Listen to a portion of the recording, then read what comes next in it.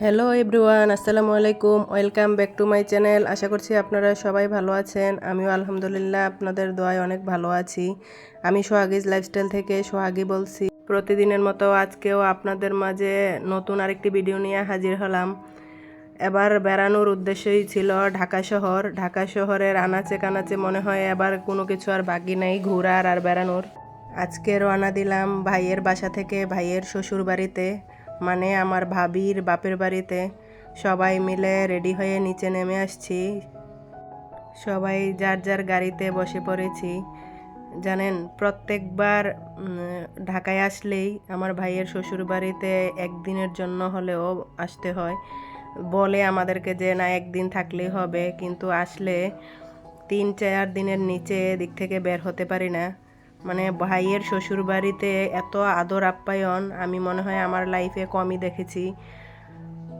আমার মা বাবা যেরকম আদর যত্ন করে মেয়ে মেয়ে জামাইকে, নাতি নাতনিদের, তেমনি আমার ভাইয়ের শ্বশুর বাড়িতেও ভাইয়ের শ্বশুর শাশুড়ি, মানে আমার ভাবির বাবা মা আমাদেরকে খুবই আদর যত্ন করে।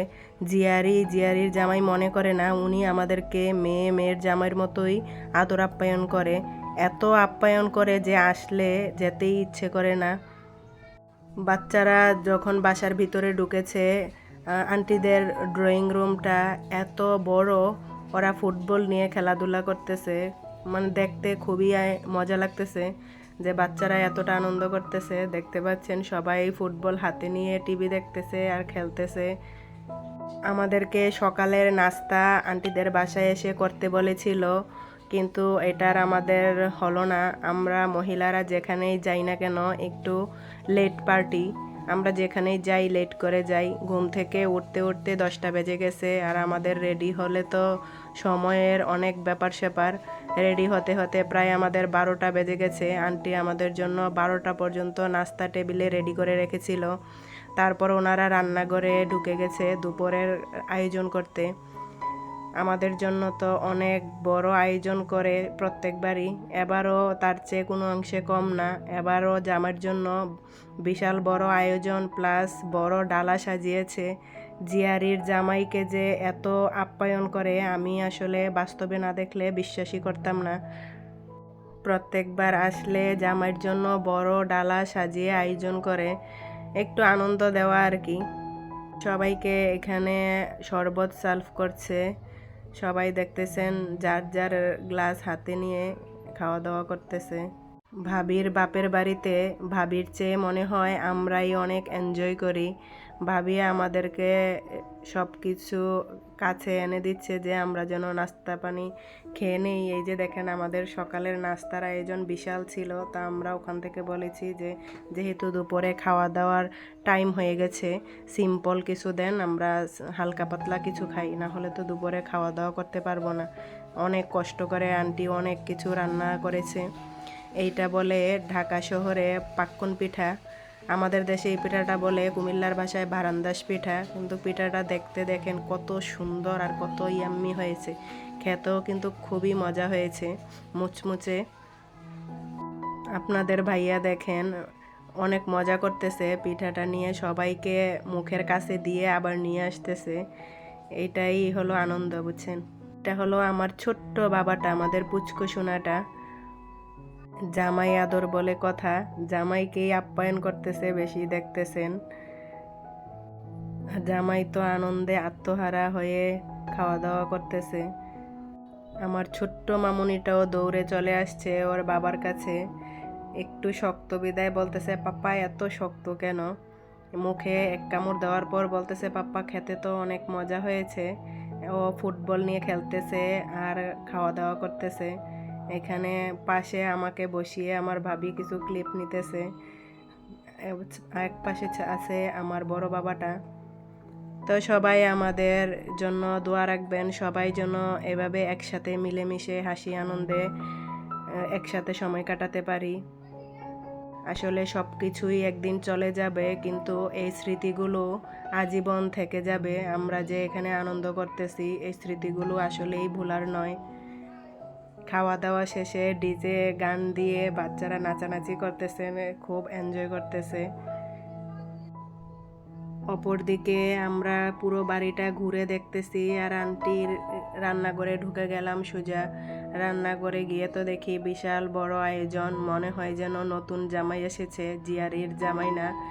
দেখেন জিয়ারির জামাইয়ের জন্য কত আপ্যায়ন, পুরো ডাইনিং টেবিল ভরে গেছে। প্রায় 14 রকমের আইটেম রান্না করেছে, এগুলো যে কখন করেছে আমি নিজেও জানি না।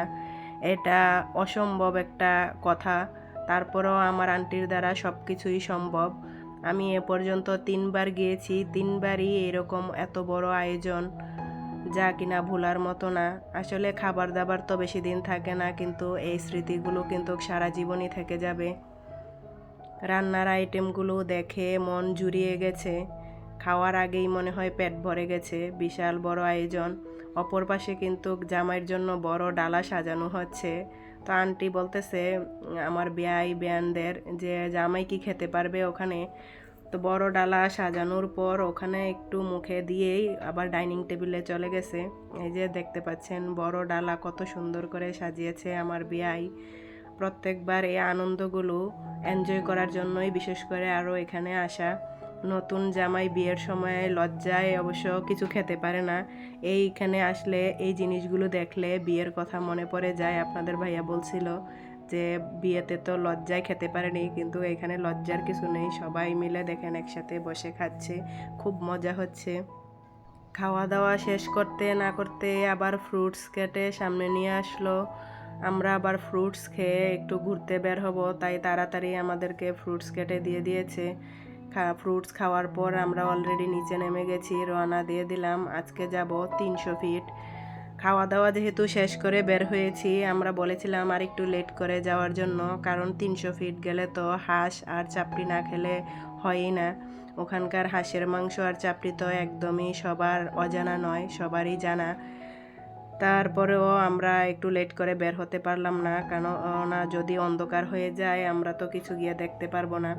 আমাদের ছেলেমেয়েরা কিন্তু কতদিনও এখানে এসে ঘুরে গিয়েছে। আজকে আমরা 2 গাড়ি ভরে সবাই এসেছি। আজকে রাইডগুলোতে আমরা ভাবছি সবাই চড়বো, বড়রা ছোটরা সবাই মিলে চড়বো। আজকে আর কেউ বাদ দেয়নি। এই যে দেখতেছেন ফার্স্টে এই চরকিটাতে সবাই বসে গেছে, আমি বসি নাই শুধু, অলরেডি সবাই বসে একদমই হাজির যে এই রাইডে চড়বে। তো সবার চড়া হয়ে গেছে একটাতে, তারপর উঠতেছে, এটাকে বলে ট্রেন মনে হয়, এই ট্রেনে উঠতেছে। ট্রেনে চড়া শেষ হলে ওরা জাম্পিংয়ে চড়বে। এই যে দেখতেছেন জাম্পিংয়ে চড়ে আমার ছোট বাবাটা অনেক এনজয় করতেছে। ছোট বাবাটার সাথে সাথে আমার ছোট মামুনি, আমার ভাইয়ার ছেলেগুলো সবাই উঠে গেছে। কি যে আনন্দ করতেছে, আনন্দে ওরা দিশেহারা হয়ে গেছে, কার উপরে কে পড়তেছে ওরা নিজেরাও জানে না। তারপর চলে গেল ওরা স্লিপারে 1-2 করে উঠতে উঠতে অলরেডি সবাই উঠে গেছে। আমরা গুনে ওদেরকে কখন উঠাবো, আমরা গুনার আগেই ওরা দেখি যে উঠে পড়ছে সবাই। বাচ্চারা কত দুষ্টু হতে পারে চিন্তা করেন, ওরা উঠে আমাদেরকে অল দ্য বেস্ট বলতেছে। এখানে একটা মজার বিষয় কি হচ্ছে জানেন, স্লিপারে যদি চড়তে গিয়ে আটকে যায় তাহলে নাকি ওদের স্লিপারের সমস্যা হবে। ওরা কতক্ষণ পর পর স্লিপারের মধ্যে পাউডার ছিটিয়ে দিচ্ছে, দেখেন একদম সাদা করে ফেলেছে পাউডার দিতে দিতে। প্রত্যেকের কাপড় চোপড়ের যে কি বেহাল দশা হয়েছে, একদম সাদা হয়ে গেছে। আমার হাজব্যান্ড শুধু ভয় পাচ্ছে বাচ্চারা কেউ যেন কারোর উপরে না পড়ে। ও এক পাশে দাঁড়িয়ে প্রত্যেককে হুঁশিয়ার করে দিচ্ছে যে একজন একজন করে নিচে নামো, না হলে একজন আরেকজনের গায়ের উপরে পড়লে ব্যথা পাবে। তাই উনি এক পাশে দাঁড়িয়ে সবাইকে সংকেত দিচ্ছে।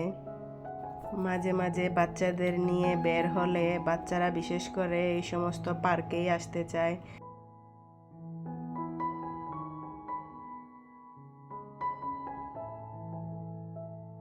এই রাইডে বাচ্চারা অনেক মজা করতেছে, তাই বাচ্চাদের দেখা দেখি আমার বড় ভাইয়া এবং বেয়াই ওই দুজনে চড়তেছে, উপর থেকে দেখলেন নামতেছে। ওদের আনন্দ দেখে আমার হাজব্যান্ড হাসতেছে যে বাচ্চাদের সাথে আপনারাও বাচ্চা হয়ে গেছেন। আসলেই রাইডগুলো চড়তে অনেক মজা। কি পরিমাণ যে দুষ্টুমি করতেছে, লাফালাফি করতেছে এই রাইডে, কি আর বলবো। দেখেন ওরা সাইড সাইড দিয়ে সিঁড়িতে না উঠে মাঝখান দিয়ে ওঠার চেষ্টা করতেছে, এতটা মজা করতেছে। সবার আনন্দ দেখে ইচ্ছে করতেছে আমি নিজেই উঠে যাই, কি আর করব, বোরখা পরে আছি যেহেতু, তাই আর উঠতে পারলাম না। ভাবছি নৌকাটাতে উঠব, এইটাতে উঠে যদি একটু আনন্দ করা যায় আর কি। নৌকাতে উঠতে আমি মনে করেছিলাম অনেক ভালো লাগবে, বাট নৌকাতে চড়ার যে ফিলিংস ওইটা আমার ভয় এত বাড়িয়ে দিল, কি আর বলবো। ভয়ে তো আমার হাত পা কাঁপতেছে। যখন উপরে উঠতেছে আমার মনে হচ্ছে আমি উপর থেকে পড়ে যাচ্ছি। আমার ভাবিও বলতেছে যে আমাকে নামিয়ে দেন, আমরা মনে হয় পড়ে যাচ্ছি। বাচ্চারা কিভাবে এটাতে চড়ে আমি বুঝতে পারতেছি না, ওদের কি একটু ভয় কাজ করে না নাকি। তো আমাদের সব রাইড চড়া শেষ হয়ে গেছে। এখন ভাইয়া জিজ্ঞাসা করতেছিল চল আমরা হাঁসের মাংস দিয়ে চাপটি খেয়ে আসি। আমরা তো মাত্র বাসা থেকে খেয়েই বের হলাম, তাই আর কিছু খাইনি। এক সাইডে বসে চা কফি খাচ্ছিলাম। তা ভাবি আমি খাওয়া শেষ করে একটু সাইডের দোকানগুলা ঘুরে ঘুরে দেখতেছিলাম যে কি আছে। এখান থেকে কিছু টুকিটাকি জিনিস কিনেছি, ভাবি আমাকে কিনে দিয়েছে। ঘুরে ফিরে আমরা বাসায় চলে আসলাম। বাসায় এসে দেখি যে আমাদের জন্য ভাপা পিঠা গরম গরম বানিয়েছে। ভাপা পিঠাটা খেতে যে কি মজা হয়েছে আমি কি বলবো, এত মজার ভাপা পিঠা মনে হয় লাইফে আমি কম খেয়েছি, অনেক মজা হয়েছিল। আমরা ভাপা পিঠা খাচ্ছি, তখন বাজে রাত 10টা। আমরা আবার রাতের ডিনার শেষ করে ভাইয়ের বাসায় চলে যাব। সাথে সাথেই আমাদেরকে টেবিলে ডিনার সার্ভ করে দিয়েছে। এমন মজার ভাপা পিঠা খেয়েছি যে এখানে খাওয়ার মতো আর পেটে এক কোণাও জায়গা ছিল না। এখানে শুধু বাচ্চাদেরকে খাওয়ানোর জন্য একটু বসিয়েছিলাম, ওরাও খায়নি কারণ ভাপা পিঠা খেয়ে সবার পেট ভরে আছে। তো যে যাই পারি একটু একটু করে খাওয়ার জন্য রিকোয়েস্ট করতেছে সবাই মিলে, তাই টেবিলে একটু বসে যে যার মতো করে একটু একটু করে মুখে দিয়েছি। মুখে দিয়েই আমরা রওনা দিয়ে দিলাম ভাইয়ের বাসার উদ্দেশ্যে। ভাইয়ের শ্বশুরবাড়ি থেকে বিদায় নিয়ে নিলাম। তো আজকের ভিডিওটি এ পর্যন্তই। সবাই সুস্থ থাকবেন, ভালো থাকবেন এবং আমার চ্যানেলটি কিন্তু লাইক কমেন্ট সাবস্ক্রাইব করতে একদমই ভুলবেন না। সবাই এভাবে আমার পাশে থাকবেন যেন সামনের দিকে এগিয়ে যেতে পারি। আপনাদের সবার সাপোর্ট একদিন আমাকে অনেক দূরে এগিয়ে নিয়ে যাবে, এটাই আমার আশা। সবাই আমার জন্য দোয়া করবেন, আমিও আপনাদের সুস্থতা কামনা করছি। আল্লাহ হাফেজ।